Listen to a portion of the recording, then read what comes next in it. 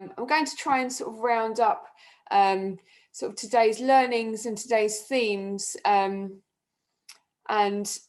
it's been a full and interesting day. I hope you have taken away some really key theories and ideas, as well as some really practical steps to take back to the workplace to really push this agenda and aims for flexible working for all forward. We've heard so much about the importance of flexible work and shared parental leave and beyond. We've heard what policies and provisions need to be made and shouted about and made clearly visible and available for staff from Claire and Melissa at the start of the day. We've heard from Matt about the positive and life-changing impact parental leave has had on him as a father, his child, his relationship, and overall well-being and happiness, and how important that line manager support is. From Julianne, we heard that facilitating flexible working and returning to work is so much broader than considering women with young children, that far beyond it being a good thing for families and society as a whole, it makes good business sense and is part of future-proofing companies, organisations and institutions as we work in less linear ways and have an increased desire and expectation to have a good work-life balance.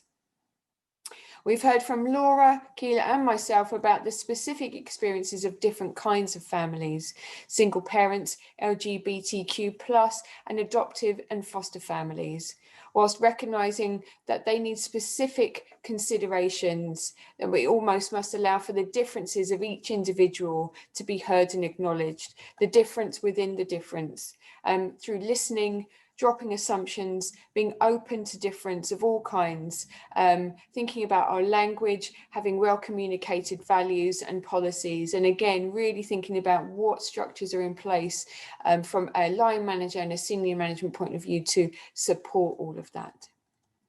Brian showed us what it really looks like to champion flexible working. He's a real pioneer, and how important that networks, cross-network working, capturing stories and case studies to be shared, training and awareness raising is key to success.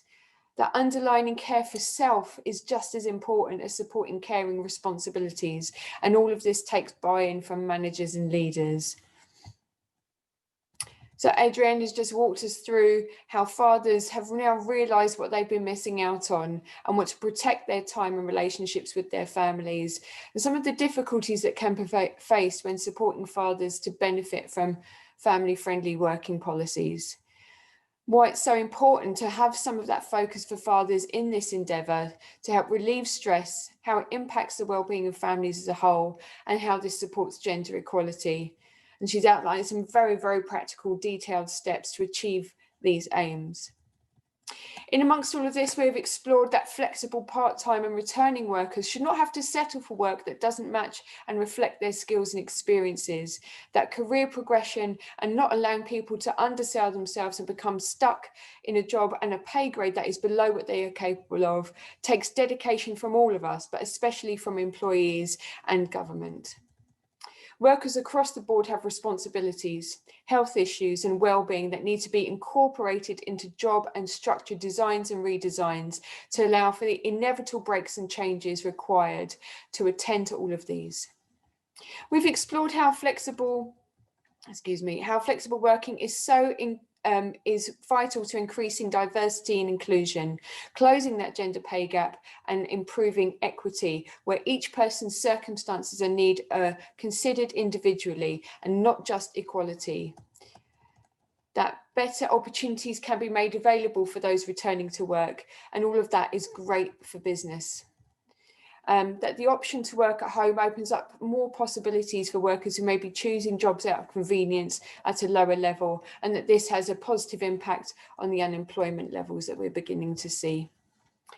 And that employers and organisations really need to work on removing out-of-date barriers that view this move as too difficult, expensive, hard to manage, when actually well-tried and tested creative solutions can be explored through case studies and building a library of models that can be studied and understood. The outcome is positive and cost-effective for employers overall. Job structure design and redesign is an absolutely vital part of this, from recruitment practices onwards.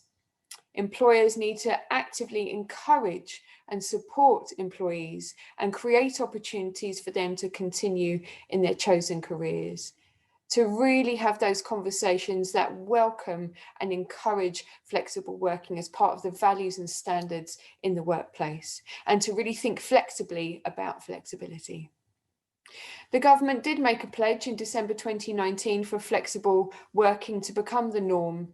We have all been thrown into responding to COVID-19 and changing our working practices very quickly.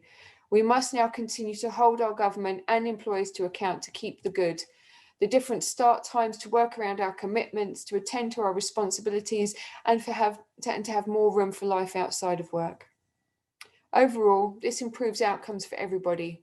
As we have seen today, increases better understanding, increased empathy, improved well-being and overall mental health, improves the lives of individuals, families, children and society as a whole. As Maya Angelou said, when you know better, you do better. So let's return with this knowledge and keep driving this agenda forward. I'd like to thank all of the speakers from today, and I really appreciate all of their work and coming together and putting this interesting and lively content together. Also to thank everyone behind the scenes, Kieran especially, and all of the technical team to make sure this is run very smoothly as possible. And that there will be a electronic feedback survey that will be sent to you and it will be in your inbox. So please do take a couple of minutes to fill this in, because that feedback's vital to improving things and to getting what worked as part of our understanding. Helps with our future events. So please also remember that we have the video recordings and slides that will be available in the next few working days. So you'll be able to reflect and share.